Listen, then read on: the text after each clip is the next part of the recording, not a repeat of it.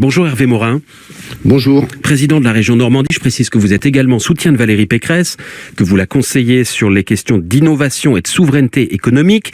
La Normandie que vous présidez est l'une des régions les plus nucléaires de France, 3 centrales, plus le chantier toujours en cours de l'EPR de Flamanville. Est-ce que vous saluez le plan du chef de l'État ? C'est très franchement une décision bien tardive.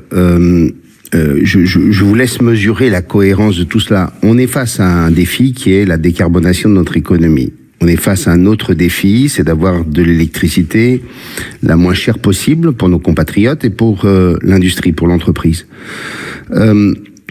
Depuis 10 ans, la France est à l'arrêt sur la question de la filière nucléaire, ce qui nous amène aujourd'hui, Marc Fauvel, à importer de l'électricité produite en Allemagne par des usines fournies par le charbon.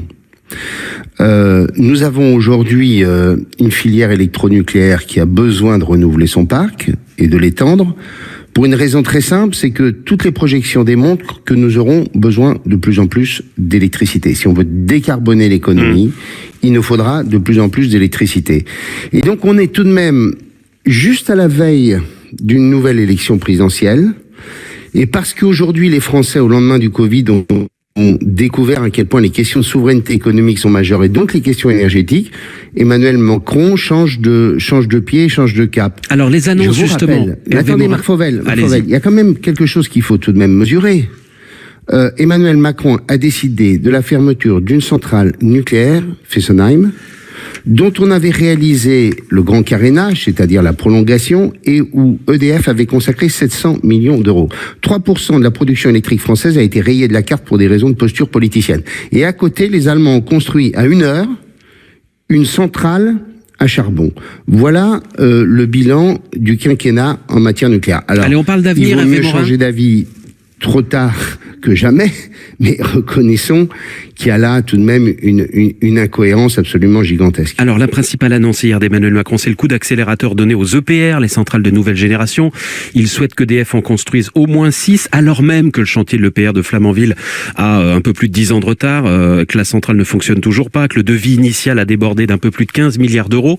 Est-ce qu'il faut remettre une pièce, Hervé Morin, et est-ce que vous êtes candidat à ce qu'on construise d'autres EPR dans votre région, la Normandie? Marc Fauvel, pourquoi avons-nous de tels surcoûts d'abord? Posons-nous la question.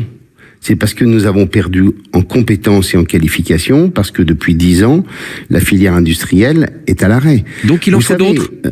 Mais bien sûr qu'il en faut d'autres. Et chez vous en Normandie, nous avons été candidats. Oui, bien sûr. La prochaine centrale sera à Penly, où seront construits 2 réacteurs. Les appels d'offres d'ailleurs sont déjà en cours sur l'ensemble de la plateforme et l'ensemble des travaux publics nécessaires. Penly, où existe déjà une centrale nucléaire aujourd'hui, hein. Oui. Et donc, d'ores et déjà, EDF a décidé d'installer les prochains EPR là, et nous y travaillons, d'ailleurs dans un immense consensus politique allant du Parti communiste jusqu'à la droite, pour, hormis Europe Écologie Les Verts bien entendu, pour faire en sorte qu'on soit en mesure d'accueillir un chantier qui va représenter tout de même entre 8 et 10 000 emplois. L'autre aspect des propositions d'Emmanuel Macron concerne les éoliennes en mer. Hervé Morin, il souhaite une 50aine de parcs le long des côtes à terme. La France, aujourd'hui, n'en a aucun de ces parcs en activité. Le tout premier doit ouvrir cette année du côté de Saint-Nazaire. Est-ce que vous êtes prêt, vous, à planter des dizaines et des dizaines d'éoliennes au large des côtes de la Normandie?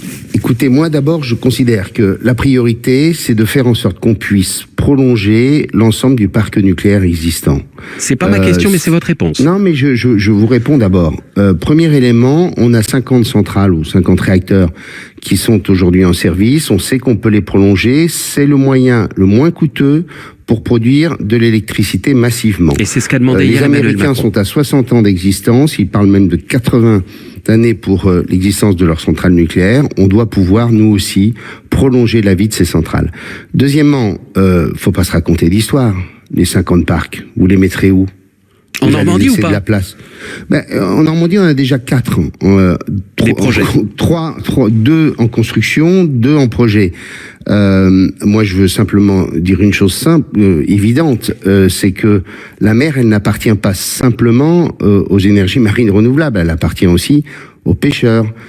Et donc, il y a tout de même des conflits d'usage qu'il faut avoir en tête. Et planter 50 parcs sur l'ensemble des rivages de France, ça va tout de même être très compliqué. On entend bien, Hervé Morin, que vous n'irez pas au-delà donc des 4 parcs actuellement en projet dans votre région. Merci beaucoup, président de la région Normandie, invité de France Info. Restez avec nous, Hervé Morin.